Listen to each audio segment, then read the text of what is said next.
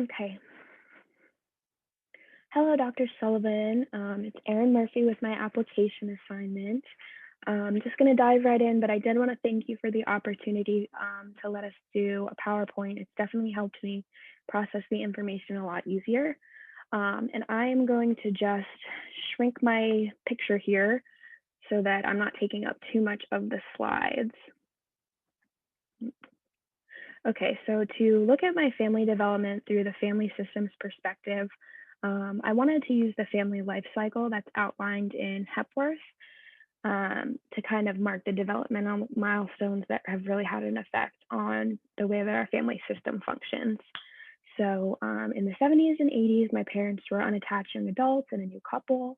And then in the late 90s, early 2000s, they had 3 children within 4 years, which caused some marital issues. The stress associated with that and with the marital issues themselves created some substance abuse, where if we look at the psychodynamic perspective for a second, can see this as sort of an example of triangulation, where one parent began spending more time out drinking to avoid the stress faced at home. At the end of this stage, we moved within the same state about 40 minutes away. Unfortunately, my parents purchased a newly constructed home right as the housing market crashed in 2008. So that led to some financial changes for the whole family. Thankfully, my dad actually worked really hard, which definitely led to some stress for him. But we were able to financially recover and uh, lucky enough actually to be able to afford a private education. Um, we then moved across the country at the end of this stage of the life cycle. We moved from Massachusetts to North Carolina as my father's job changed.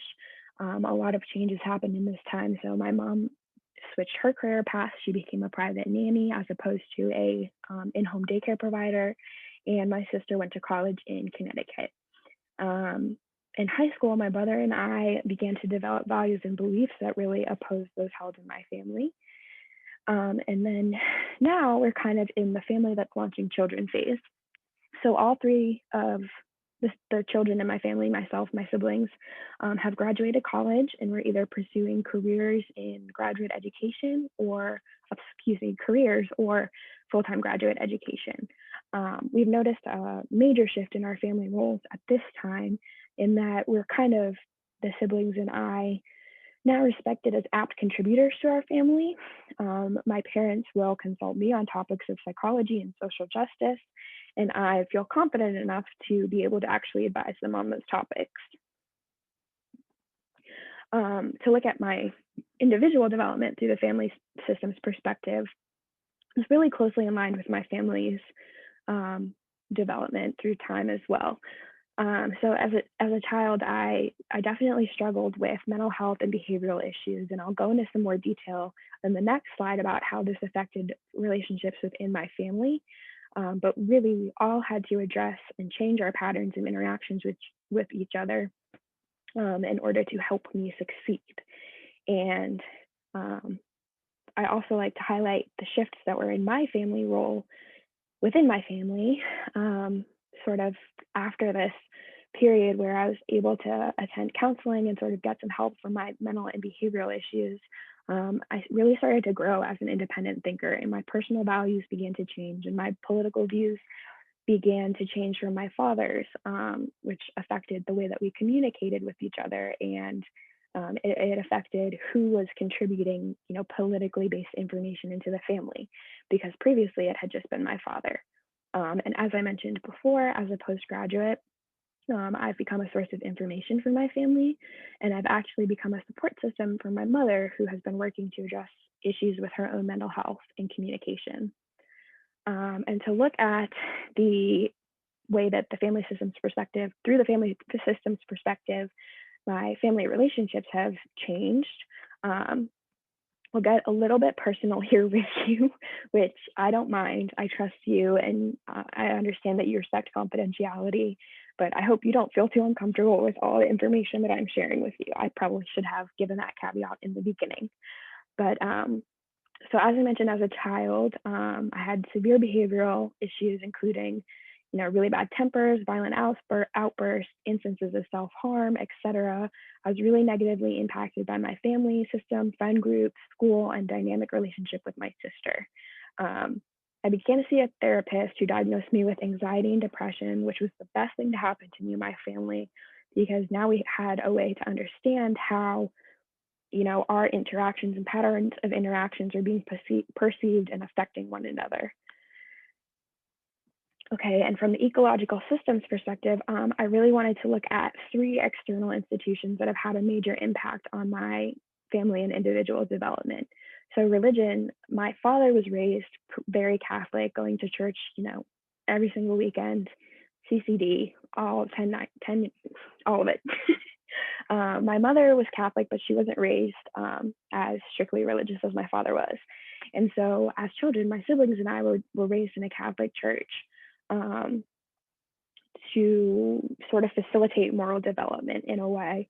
Um, and then the mental health care system, as I've said throughout this PowerPoint, my family's had contact with the mental health care system really since its formation. Um, with my parents having the marital issues when we were young children, to myself experiencing interaction with the mental health care system um, as a young child, and then my mother and myself today utilizing the mental health care system to address issues that we're still facing. Education, my parents always pushed for us to strive our best and to pursue professionalism and respect our education and responsibilities in our work life. That really stemmed from the way that my parents were raised.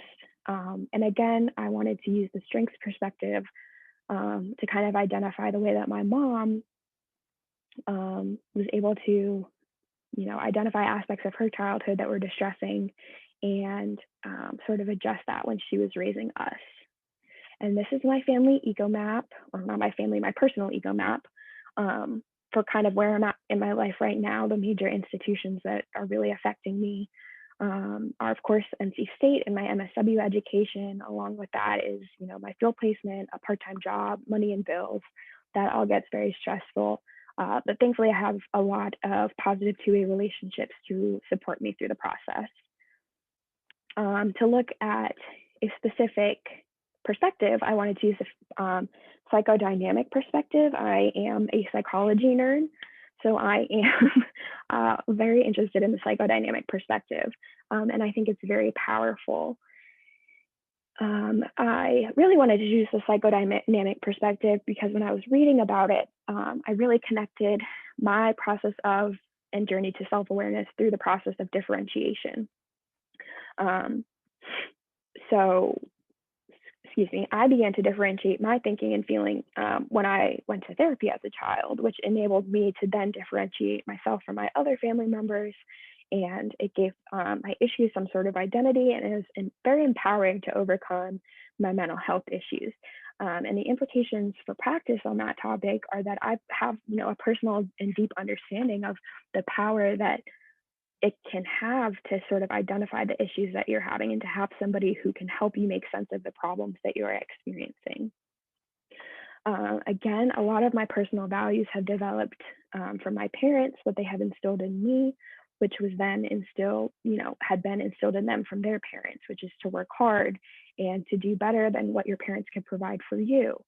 And then, learning about my mother's experience really instilled the values to assume that you never know what anyone's going through. Anybody could be struggling with something. And it can be, as far as practice goes, difficult to work with people who may have perpetrated violence because of this bias that I have because of the experience that my mother faced when she was a child. And it can often be difficult to remain neutral and unbiased in situations which involve domestic or sexual violence. Professional ethics, I really work, especially in my field placement now, to try and manage my personal value in my professional ethics. I work with the Administrative Office of the Courts now in their custody mediation program. I am screening custody cases for domestic violence and observing and also interviewing survivors of domestic violence about their experience to determine lethality indicators in their case. And it's really important in this role to remain neutral because as a mediator, you have to remain neutral to both parties. that can be tough. So I often I find myself reminding myself of the responsibility to the organization that I'm working with, which is to remain neutral and to gather the information and to provide information on domestic violence resources to those who might need it.